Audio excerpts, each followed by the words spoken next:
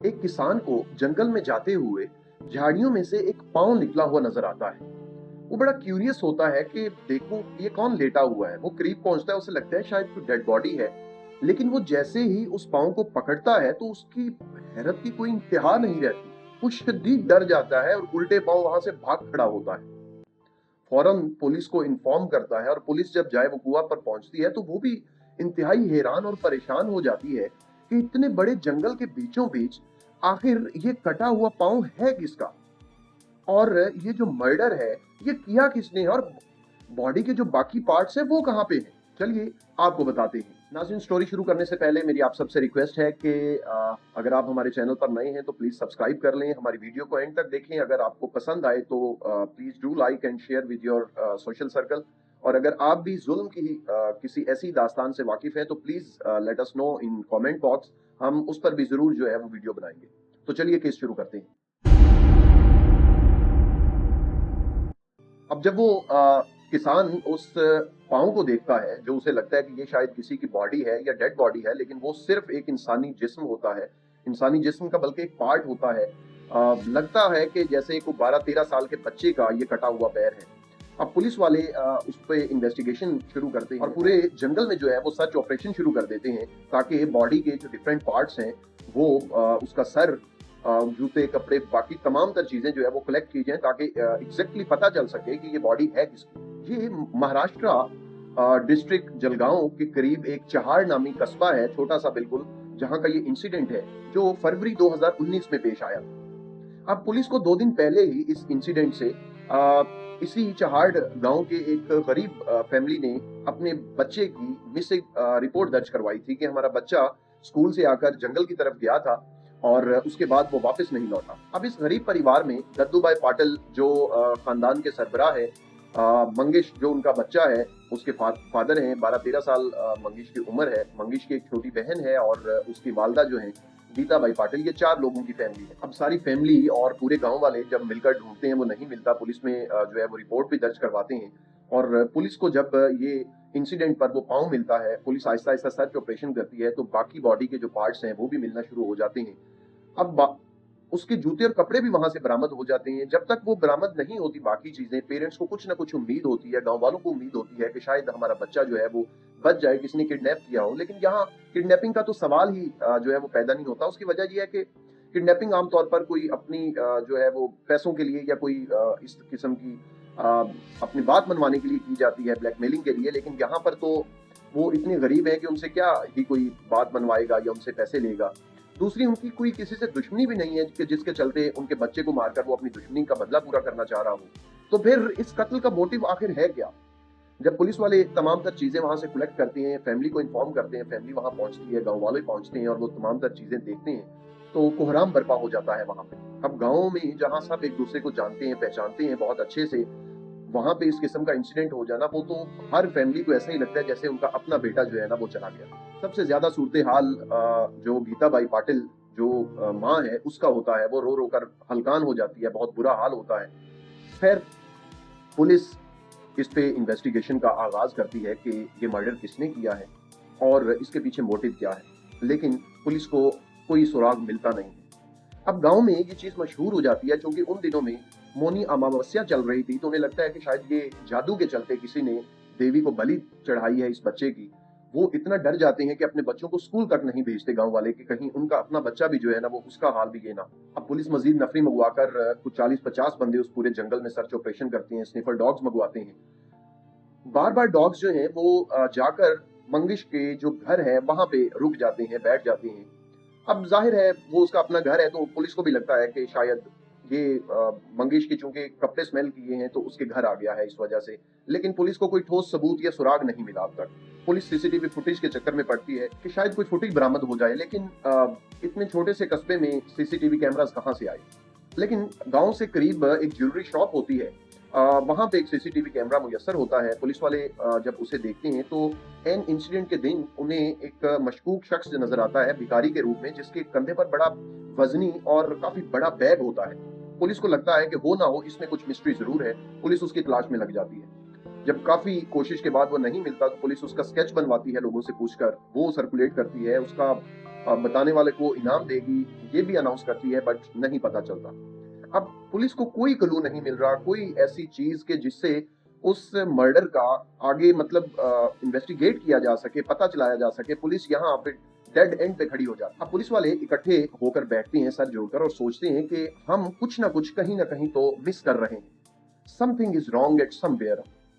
Police को आखिर वो इस नतीजे पे पहुंचते हैं कि वो ना हो, जो कुत्ते स्निफर डॉग्स हमने छोड़े थे वो बार बार जाकर मंगिश के अपने घर पे रुकते थे, तो वहां पे सुराग हमें हो सकता है कोई ना कोई मिल जाए। अब तक हमने उसे शक की नजर से नहीं देखा, फैमिली है इस वजह से हमने छोड़ दिया। अब पुलिस वाले वहां पहुंचते हैं, सर्च करते हैं, ईच एंड एवरीथिंग देखते हैं, लेकिन वहां पे भी उन्हें किसी किस्म का कोई लीड, कोई सुराग नहीं मिलता।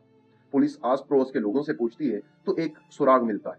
पुलिस को बताया जाता है कि समाधान नामी एक लड़का जो है वो अक्सर इनके घर पे आता जाता, उसे देखा गया था। हो सकता है कि वो मंगिश के बारे में या उसकी इस इंसिडेंट के बारे में कुछ बता सके। पुलिस उसे उठा लेती है, जब उठाकर उसे इन्वेस्टिगेट करती है तो वो बताता है कि वो मेरे मामू का घर है, जो दद्दू पाटिल हैं वो मेरे मामू हैं, गीता बाई पाटिल मेरी ममानी है, मंगिश मेरा कजन ब्रदर है। मैं उसे क्यों मारूंगा, या मुझे क्यों कर पता होगा, पता होता तो मैं आपको अब तक बता देता।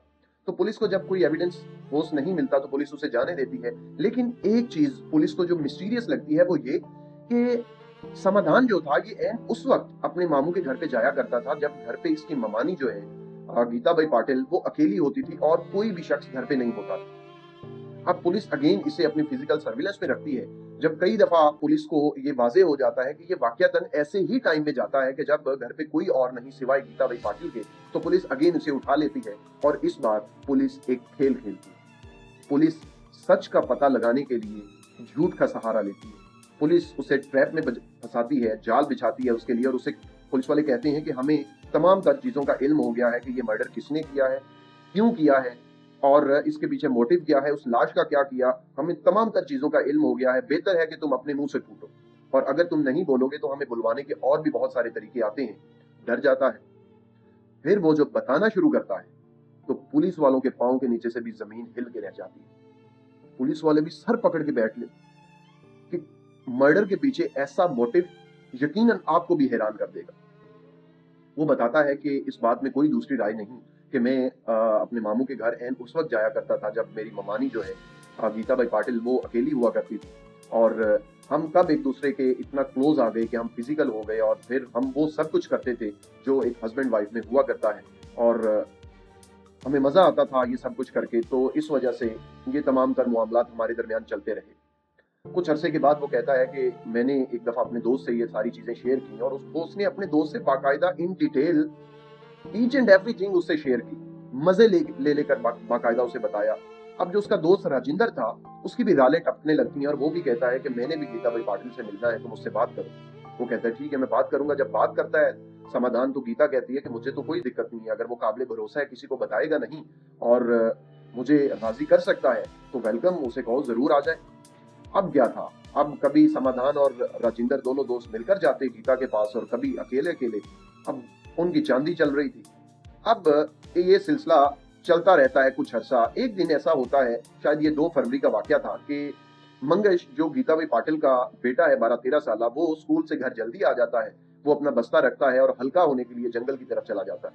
अब इसी दौरान जैसे ही वो जंगल में जाता है मंगेश, पीछे से राजिंदर आ जाता है गीता से मिलने के लिए। अब वो दोनों एक दूसरे के साथ मस्त ये भूल जाते हैं कि कुंडी जो है वो नहीं लगी हुई, और मंगेश जो है वो अभी अगर जंगल से वापस लौट आएगा हल्का होकर, और वो हमें ऐसी सूरत हाल में देखेगा तो इस चीज को क्या समझेगा। खैर आखिर वही हुआ जिसका डर था। जब वो एक दूसरे में बहुत ज्यादा मस्त हो रहे थे, अपनी पीक पे थे, तो तब मंगेश जो है वो पहुंचता है। जैसे ही दरवाजा खोलता है तो उसके सामने जो सूरत हाल होती है, उसकी माँ इंतहाई कंप्रोमाइजिंग सूरत हाल में किसी और के साथ जो है ना वो सब कुछ करते हुए, वो इसे सही से प्रोसेस भी अभी तक नहीं कर पाया था कि राजिंदर ने इस सूरत हाल में, उसे कुछ समझ नहीं आता है। वो आओ देखता है ना ताओ पास बड़ा डंडा उठाता है और जोर से उसके सर में मारता है, और मंगेश वहीं गिरकर बेहोश हो जाता है और मर जाता है। अब वो समाधान को भी इस सिलसिले से आगाह करते हैं। वो तीनों मिलकर फिर प्लान करते हैं कि इस डेड बॉडी का क्या किया जाए, और फिर सगी माँ, जिसकी वो सगी औलाद है, वो अपने 2 आशिकों के साथ मिलकर, वो एडिक्टेड किस्म की माँ जो है वो अपनी ही औलाद को इस नहज तक पहुंचा देती है कि चूंकि मुनी अमावस्या की जो है वो रात चल रही थी, करीब था वक्त, तो वो कहता है कि इसकी लाश को हम टुकड़े करके जंगल में मुख्तलिफ जगहों पे फेंक देते हैं फासले फासले पे, और इसका सर गायब कर देते हैं। देखने वालों को यही लगेगा कि ये किसी जादूगर का काम है, ये जादू के कि ये ऐसा हुआ है, हम पर कोई भी शक नहीं करेगा। जब पुलिस को इस सारी सूरत हाल का पता चलता है तो पुलिस फौरी तौर पे हरकत में आती है। राजिंदर और उसकी माँ बच्चे की जो होती है गीताबाई पाटिल, उसे भी गिरफ्तार कर लेते हैं। अब आप खुद सोचिए कि क्या सेक्स जो है ये किसी एडिक्शन से कम तो नहीं है? क्योंकि नशे, कोई भी किसी भी किस्म का नशा होता है तो उसमें इंसान इसी किस्म का हद से गुजर जाता है, वो ड्रिंकिंग हो, वो कोई भी और लत हो। तो ये भी एक बहुत बुरी लत है जिसके चलते सगी माँ अपनी औलाद को टुकड़ों में बांट रही थी अपने हाथों से। इसी किस्म का एक इंसिडेंट कलकत्ता से भी था जिसपे हमने वीडियो बनाई थी, आप वो भी देख सकते हैं। वो भी बहुत ज्यादा मिस्टीरियस था। उम्मीद है आज की वीडियो आपको पसंद आई होगी। नेक्स्ट ऐसी वीडियोस के लिए हमारे चैनल से जुड़े रहें। अपने होस्ट अमीन हैदर को इजाजत दें। नेक्स्ट केस के साथ फिर मुलाकात होगी, तब तक के लिए टेक केयर, बाय बाय।